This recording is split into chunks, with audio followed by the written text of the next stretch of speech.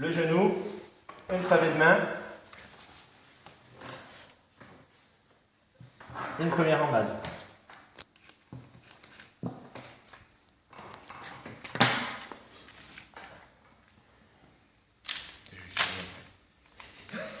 Hein?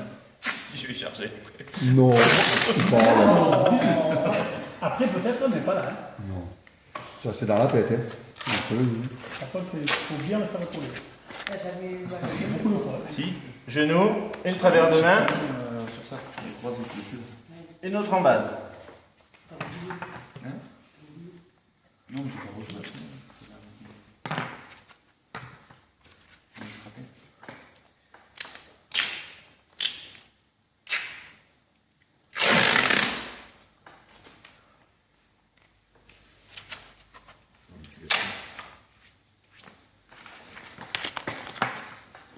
On part en torse externe. Donc, si c'est une entorse externe, on va protéger le côté externe du genou. D'accord? Une entorse interne, bien évidemment, on fera le côté interne.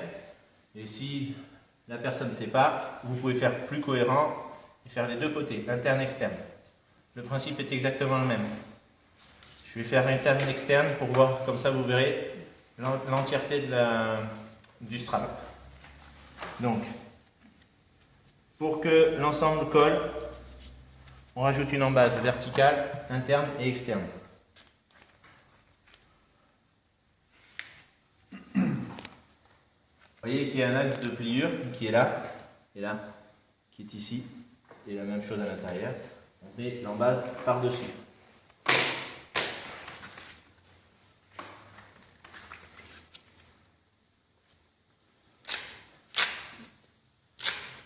Parce que c'est là, c'est à cet endroit-là qu'il faut protéger le plus.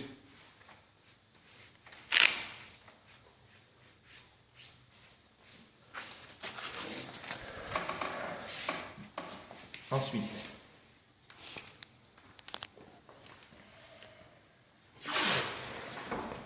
on va partir. Là, vous avez un relief musculaire, ici. L'intérêt, c'est de protéger cet axe ici. Donc on va partir un peu en arrière et on va passer petit à petit vers le devant. Vous avez votre tuile ici, qui fait un beau relief. Vous pouvez passer. Ça fait un beau rond ici. Donc on va partir du relief ici, une première diagonale qui retient jusqu'au niveau du relief musculaire.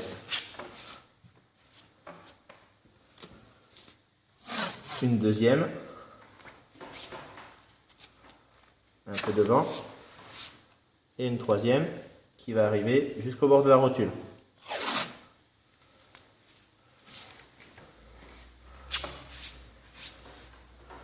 Ensuite, la même chose de l'autre côté.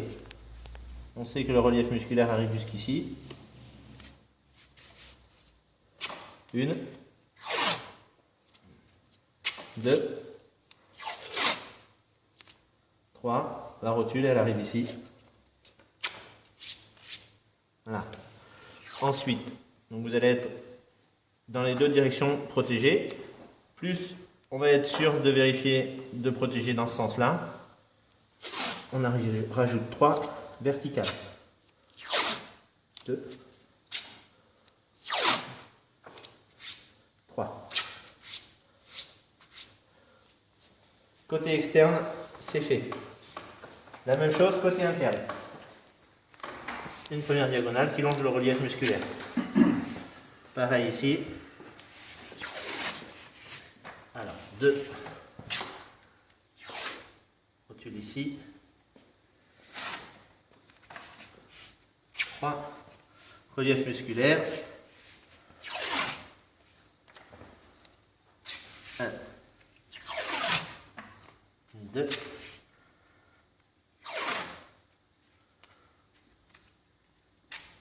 3. On a la rotule qui reste libre. Surtout, rotule bien libre, parce que sinon c'est pas agréable. Donc, on termine avec les verticales. 2. On termine. 3. Sur le même principe que tout à l'heure, pour l'ensemble de la cohésion, on ferme partiellement avec le strapal, un tour ici en bas et un tour en haut. Bien évidemment, elle ne se touche pas derrière. Toujours problème de circulation. Là, avec ça, votre genou il partira pas. Là, il partira pas là, et il partira pas de manière globale. Pour un croisé, on part de cette base-là. Ici, vous avez votre tubérosité tibiale que vous voyez ici. La petite bosse que vous avez sur le tibia ici. C'est votre point de repère. On part d'ici, on crochette bien en dessous et on amène derrière. Ça va empêcher le tiroir antérieur du genou. Côté externe et bien évidemment côté interne.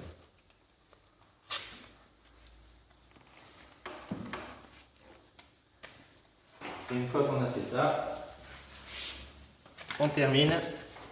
Le mieux pour l'économie, c'est on part sur une croix interne, une croix externe et un tour en haut, un tour en bas.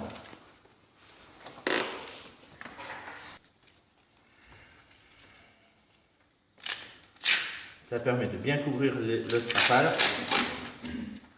de protéger, éviter qu'il soit déchiré au cours du match.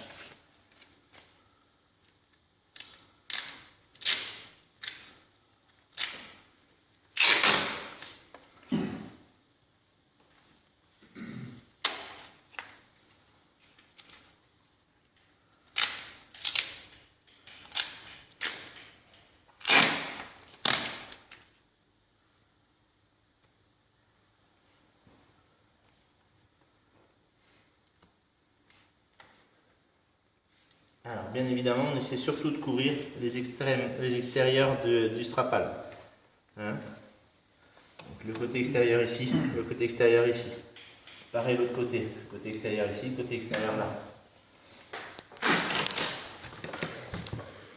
Côté extérieur sous la rotule, côté extérieur dans la maison. Et on termine.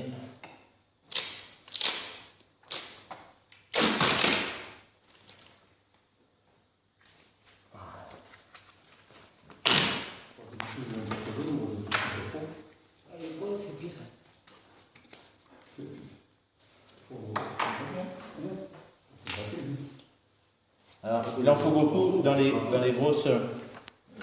Dans les...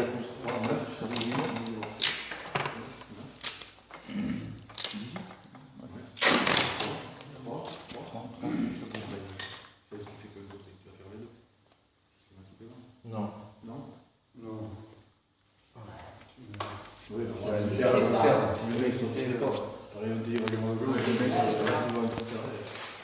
Mais généralement, top. Et voilà.